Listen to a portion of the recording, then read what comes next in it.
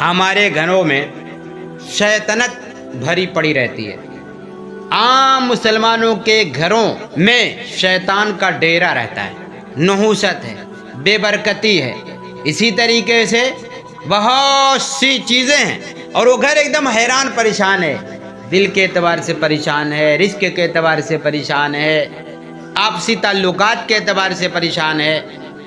اب آدمی کیا کرتا ہے؟ ایسے میں بھاگا بھاگا جاتا ہے، تعویذ گنڈے کے چکر میں پڑ جاتا ہے۔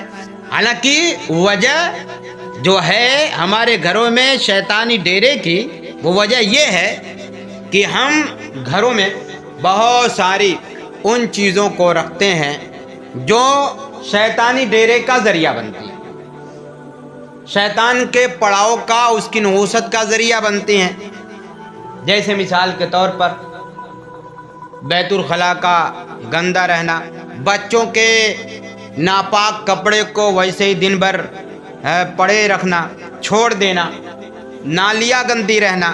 ظاہر ہے شیطان کو گندگی سے بڑی محبت ہے، بڑی انسیت ہے۔ جہاں یہ گندگی رہتی ہے وہاں پر شیطان اپنا ڈیرا جماتا ہے۔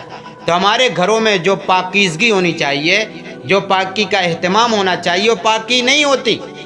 بڑے بوڑھے، چھوٹے بڑے، سب اپنے ناپاک کپڑوں کو دن بھر چھوڑے رہتے ہیں اور اسے ہی پڑے رہتے ہیں۔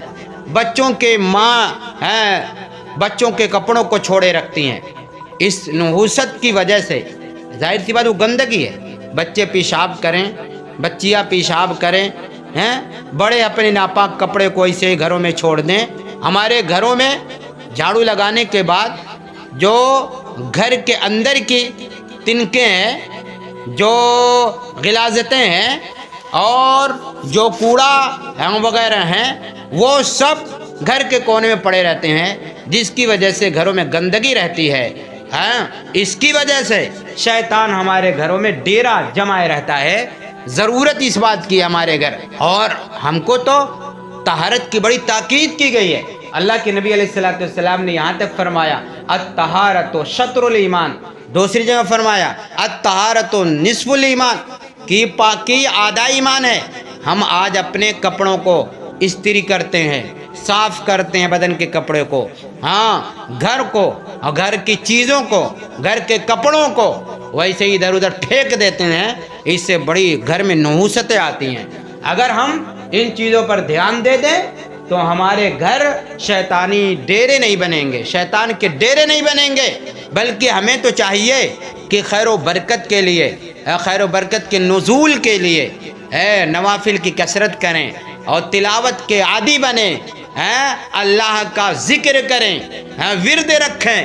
اس سے ہمارے گھروں میں کیا برکتیں آئیں گی، خیر کا نزول ہوگا، اللہ کی عنایات کے وہ گھر مستحق بنیں گے۔ لیکن ان چیزوں پر ہمارا کوئی دھیان نہیں ہے۔